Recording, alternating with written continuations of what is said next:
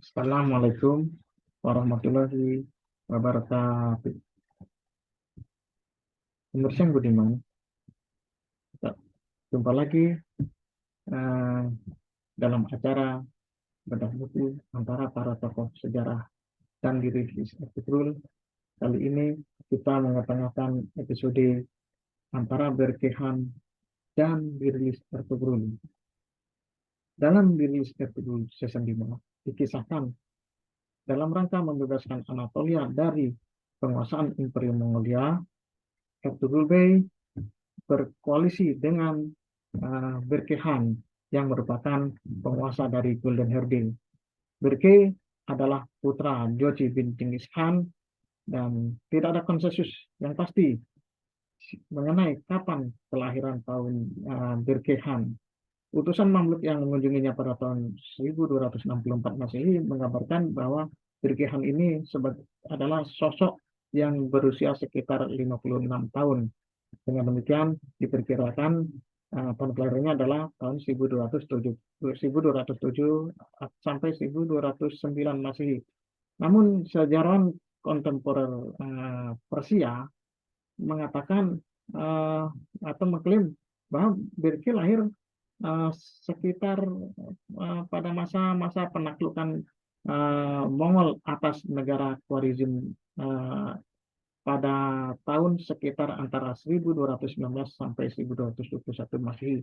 Film ini digunakan untuk mendukung argumen sejarawan Rusia, yaitu yang bernama John Richards, bahwa Ibu Berke adalah Khan Sultan atau Sultan Khatun, putri dari penguasa Khwarizm saat itu, yaitu Shah Muhammad II, yang ditawan selama invasi Mongol ke negeri Khwarizm. Pernikahan antara Jochi dan Sultan Khatun berlangsung sekitar tahun 1220 Masehi, yang memungkinkan kelahiran Birki adalah sekitar tahun 1271 Masehi. Pada tahun 1236 Masehi, Birki bergabung dengan saudara laki-lakinya itu Orda, Sinkur, dan Siban, dan sepupu-sepupunya di bawah komando dari Batukan dalam rangka menyerang kawasan Rusia yang kemudian akhirnya bangsa Mongol taklukkan. Batu, Han, dan Subotai mengirim Birki ke kawasan utara Kaukasus untuk menaklukkan Kipchak di sana. Selanjutnya mereka pun berhasil menghancurkan kerajaan Trajan dan Sudal pada tahun 1237 Masehi, dan kemudian bergerak lebih jauh ke kawasan Rusia. Selama musim dingin tahun 1238 sampai 1239 Masehi, Birki akhirnya berhasil mengalahkan suku Kipchak dan memenjarakan kepala suku Merkit. Dia kemudian menaklukkan padang rumput yang diairi oleh Sungai Kuma dan Sungai Terek di kawasan barat Laut Kaspia. Birke selanjutnya bertugas di bawah kepemimpinan kepemimpinan Batu selama invasi ke Eropa. Dia ikut dalam pertempuran Mohi di mana tentara Hungaria berhasil dihancurkan. Ketika Ogodahan wafat pada tahun 1241 Masehi dan semua pangeran Mongol dipanggil ke ibu kota, Birke dan saudaranya ikut bergabung dengan Batukan untuk memilih Khan baru, yaitu, dan akhirnya terpilihlah Buyuk Han pada tahun 1246 Masehi. Meskipun Batu tidak mendukung Buyuk sebagai Khan Agung, ia tetap menghormati Khan Agung. Dan kemudian sebagai bukti bahwa ia menghormati Khan Agung, ia mengirim Andrei dan Alexander Nevsky ke Karakorum ke Mongolia pada tahun 1247 Masehi. Buyuk kemudian mengkonfirmasi Andri sebagai Pangeran Besar Vladimir dan Alexander sebagai Pangeran Kip. Pada tahun 1248 Masehi, Buyuk Han meminta Batu datang ke Mongolia untuk menemuinya, dan ini oleh orang-orang sejaman saat itu berpendapat bahwa ini adalah dalih untuk penangkapan Batu Khan. Sesuai perintah, akhirnya Batu datang dari kawasan barat sana ke timur ke kawasan Mongolia untuk dengan pasukan yang besar. Buyuk juga malah ke barat bergerak ke barat dengan pasukan besar. Nah, dalam konteks ini Sorgatani, yaitu ibu dari Kubilai, Morki, dan Hulagu, segera mengunjungi Batuhan dan memperingatkan Batuhan bahwa mungkin keluarga Jochi akan jadi sasaran pembersihan oleh Guyuk Han. Untunglah perang saudara tidak terjadi karena Guyuk tiba-tiba meninggal di kawasan Xinjiang pada tahun 1248 Masehi. Selepas kejadian itu, Birki kemudian diutus kakaknya untuk pulang kembali ke kawasan Mongolia dalam rangka mendudukan Mongke Han yang merupakan putra dari surga Tani dan Tulihan sebagai Kang Agung untuk menggantikan Guyuk Han. Mungkin ini sebagai balas budi atas peringatan dari surga Tani. Dalam perjalanannya ke kawasan Mongol, ke tanah Mongol, rombongan Birki singgah di kota Sarajuk yang terletak di Kazakhstan. Di sini mereka bertemu dengan kafilah yang datang dari kota Bukhara. Birki bertanya kepada kafilah tersebut tentang apa dan bagaimana keimanan dalam agama Islam. Rupanya penjelasan mereka memuaskan Birki sehingga ia memutuskan untuk memeluk agama Islam melalui Syekh Saifuddin. Tak lupa juga Birki kan juga mengajak saudara laki-lakinya yang bernama Tuk Ketemur untuk memeluk agama Islam. Setelah itu mereka melanjutkan perjalanan ke Mongolia. Sesampainya di daratan Mongolia, Birki kemudian beberapa kali melobi keluarga Chagatai dan Ogodehan untuk Kurultai penobatan Khan Agung yang baru, dan akhirnya Birki berhasil mengatur agar pada pengangkatan Khan Agung yang baru ini jatuh apa eh, terputuslah kedudukan Khan Agung jatuh kepada Mongke Han pada tanggal 1 Juli 1251 Masehi. Dan pada posisi pengangkatan Mongke sebagai Khan Agung ini atas perintah Birki Han, hewan-hewan yang dipotong untuk penyajian makanan dalam perayaan pengangkatan Mongke Han itu dipotong menurut aturan hukum Islam. Keislaman Burki dianggap oleh para sejarawan Muslim itu merupakan keislaman yang baik. Di bawah kesatuannya, instruksi-instruksi Islami bisa diberikan dan dijalankan. Seorang pendeta Fransiskan yang bernama William Rusbrook yang melakukan perjalanan ke wilayah kekuasaan Mongol menyatakan bahwa Birki tidak mengizinkan babi dimakan di kesatuannya. Ketika Batu Khan wafat pada tahun 1255 Masehi, anaknya yang berada di Mongolia yang bernama Sartak akhirnya diangkat oleh Khan Golden Horde oleh Mongke Han. Setelah menerima pengangkatan ini, Sartak kembali ke kawasan Golden Horde, tapi ia meninggal dalam perjalanan atau tak lama setelah tiba di kawasan Volga. Mungkin kemudian menunjuk anak Sartak yang bernama Ulugji sebagai Khan baru, namun yang terakhir ini juga meninggal dunia, sehingga otomatis tahta Golden Horde jatuh ke tangan Birki Han. Birki Han memerintah Golden Horde dari tahun 1257 Masehi sampai 1266 Masehi.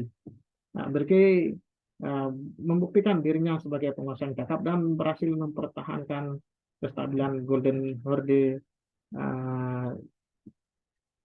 selama pemerintahnya. Ya, bangsa Mongol akhirnya berhasil mengalahkan pemberontakan dan melakukan serangan terhadap Polandia dan Lithuania yang dipimpin oleh Jenderal Burundai pada tahun 1259.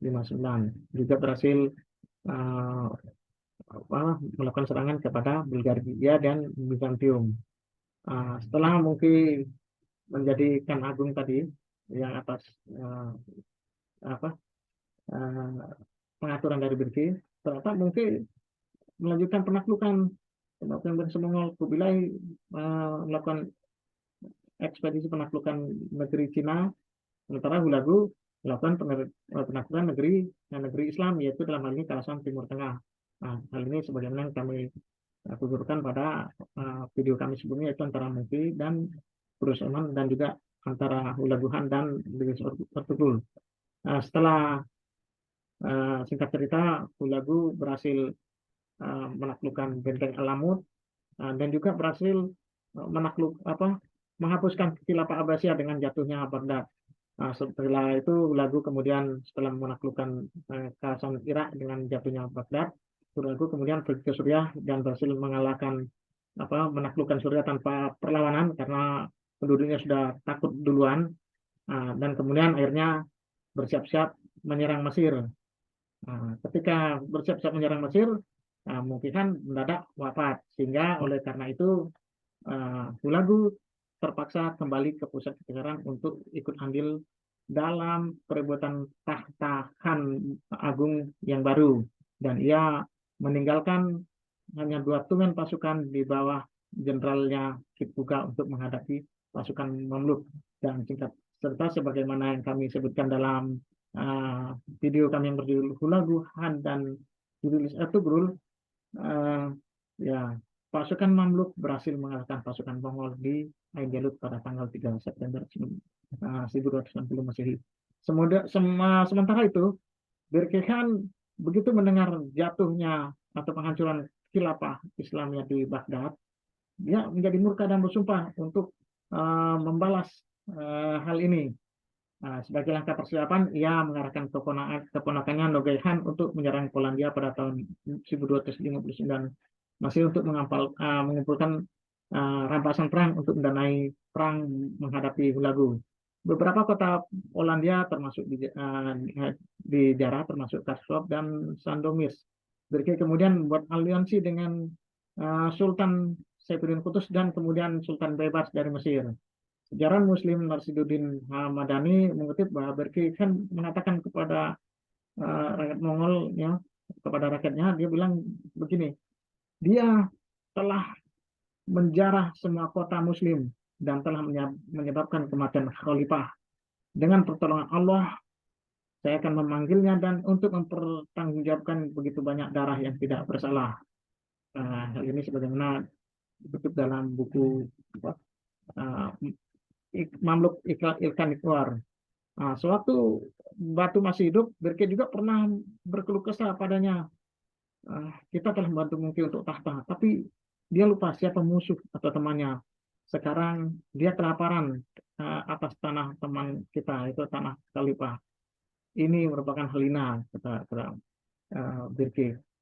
Sumpah Berke untuk balas dendam terhadap Hulagu harus menunggu sampai Hulagu kembali ke negerinya setelah kematian Mungki Khan.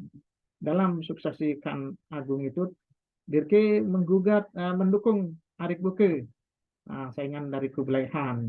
Sementara Hulagu mendukung Kublai Khan. Sebagai bentuk dukungannya, Berke mencetak koin atas nama Arik Buke. Oleh karena itu, Kublai juga mengirim pasukan di bawah Abaka Khan untuk menyerang kawasan Golden Horde, sementara Arik Buke juga mengirim Nogai Khan untuk menyerang Ilkhanah. Jadi kedua belah pihak berperang antara Golden Horde dan Ilkhanah, dan kedua belah pihak sama-sama menderita kekalahan yang menghancurkan.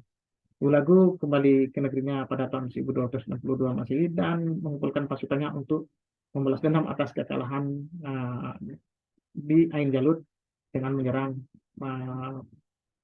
kawasan Kesultanan Mamluk. Namun Hulagu tidak sempat melakukannya karena Berke kemudian menugaskan Nogai Khan untuk melancarkan serangan-serangan, dan kali ini pengintaian yang berlaku di kawasan Kaukasus yang saat itu berada di wilayah domainnya Hulagu. Berke juga mengirim Negudar ke kawasan Afghanistan Timur dan juga Ghazni untuk memulihkan kawasan itu yang saat itu berada di bawah kendali Ilkhanah. Hulagu, sementara itu Hulagu kemudian berbaris ke kawasan utara melewati celah Derben untuk menghadapi pasukan Berke. Pada awalnya Hulagu berhasil mendesak pasukan Berke dan mengejarnya ke utara hingga mencapai Sungai Terek dan menyeberanginya. Tapi di tempat itu mereka tiba-tiba dikejutkan oleh serangan mendadak yang dilakukan oleh Nogai. Serangan ini memaksa Hulagu untuk kembali menarik mundur pasukannya kembali dan menyeberangi kembali Sungai Terek yang saat itu sedang membeku karena musim dingin. Namun kali ini banyak pasukan Hulagu yang terjerembab ke dalam sungai karena labuan esnya pecah gara-gara hentakan tapak kaki kuda pasukan mereka sendiri. Dengan demikian Hulagu mengalami kekalahan telak pada pertempuran ini dan kembali ke kekuasaannya, dan pertempuran ini dinamai dengan pertempuran Sungai Terek dengan ribuan orang meninggal pada pertempuran itu. Uh, Birke juga menjalin aliansi dengan Kesultanan Mamluk Mesir dalam melawan Hulagu ini. Dalam hal ini, Sultan Baybars menyambut dan memuliakan putusan Birke Khan pada tahun 1263 Masehi ketika putusan Birke itu sampai di Mesir. Uh, Putusan itu mbak surat yang berisikan, perlu Sultan ketahui bahwa aku berjuang melawan Hulagu yang merupakan bagian darah dagingku sendiri demi menegakkan kalimat Allah yang luhur sebagai bentuk ketaatanku kepada Islam. Karena Hulagu ada orang yang melampaui batas, dan orang yang melampaui batas adalah kufur kepada Allah Subhanahu wa taala dan Rasulnya. Berke kan juga mengenalkan kiriman bantuan kekuatan militer ke tempat-tempat penyeberangan Sungai Efrat untuk memotong jalan Hulagu. Baybars menjawab surat Berkihan dengan sebuah surat yang panjang berisikan motivasi untuk berjihad dan juga menceritakan begitu banyaknya tentara negeri Mesir dan lain sebagainya. Dan juga Baybars juga menginstruksikan supaya nama Berkihan disebutkan dalam doa setelah nama sang khalifah dan nama sultan di mimbar-mimbar Mekah, Madinah, Baitul Maqdis, dan Kairo. Baybars juga mengirimkan hadiah untuk Berkihan, yaitu salah satunya adalah seekor jerapah. Delegasi Baybars akhirnya diterima dan disambut dengan sangat di Istana Golden Horde. Nah, sepulangnya ke Kairo, delegasi tersebut menceritakan bahwa pesatnya menceritakan bahwa penyebaran Islam di tengah masyarakat Mongol Kipchak atau di kawasan Golden Horde itu sudah pesat. Bahkan setiap pangeran dan putri di sana memiliki seorang imam dan juga seorang muazin. Dan khusus anak-anak juga menghafal Al-Quran di madrasah-madrasah. Hubungan baik tersebut menghasilkan sebuah perjanjian antara kedua belah pihak dalam rangka menghadapi musuh bersama. Sultan Baybars mendapatkan dua keuntungan, yaitu pertama, mengamankan arus pasukan budak dari negeri Kipchak untuk meningkatkan jumlah personil pasukan Mamluk. Kedua, mengalihkan perhatian Hulagu dengan membuatnya sibuk melawan Berkehan di perbatasan Kaukasus, sehingga ia tidak sempat berpikir untuk melancarkan agresi militer ke negeri Sam dalam rangka membalas kekalahan pasukannya dalam pertempuran Anggelut. Dengan demikian, Sultan Baybars memastikan telah memiliki sekutu kuat untuk melindungi punggungnya dari ancaman Mongol Ilkhan, dan sekaligus juga bisa menghadapi tentara Frank di negeri Sam dengan rasa aman tanpa mengkhawatirkan tikaman dari belakang oleh Mongol Ilkhan. Sementara itu, Arik Buke akhirnya menyerah kepada Kubilai di Sangdu pada tanggal 21 Agustus 1264. Kubilai kemudian memanggil Hulagu dan Berke untuk membicarakan masalah Arik Buke. Namun keduanya menyatakan bahwa mereka tidak dapat menghadiri Kurultai pada saat itu. Dan Kurultai baru untuk mengkonfirmasi Khan Agung Kubilai tidak pernah diadakan. Meski demikian, para penguasa Golden Horde dan Chagatai Kana mengakui realitas kemenangan dan pemerintahan Kubilai. Setelah itu Kubilai kemudian memulai persiapan untuk penaklukan atas negeri dinasti Sung. Ketika Kaisar Bizantium yang bernama Michael VIII Palaiologos yang memerintah dari tahun 1259 sampai 1282, yang merupakan sekutu Ilkhan, menangkap utusan Mesir, Birke mengirim pasukan melalui bahannya yaitu Bulgaria untuk mendorong pembebasan utusan dan juga mendorong pembebasan Sultan Seljuk Rum yang bernama Kaykaus II yang sempat tersingkir di negerinya akibat aliansi Ilkhan Mongol dengan saudaranya yang bernama Kilit Arslan IV. Birke juga mencoba membangkitkan pemberontakan terhadap Ilkhan Mongol di kawasan Anatolia dengan menggunakan Kaykaus, tetapi di sini gagal.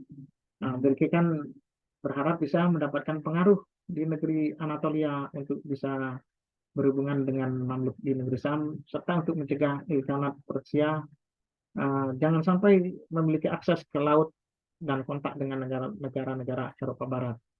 Dalam versi resmi dari sejarah dinasti, Kubilai Khan menolak untuk menulis nama Berke sebagai Khan Gulden Horde.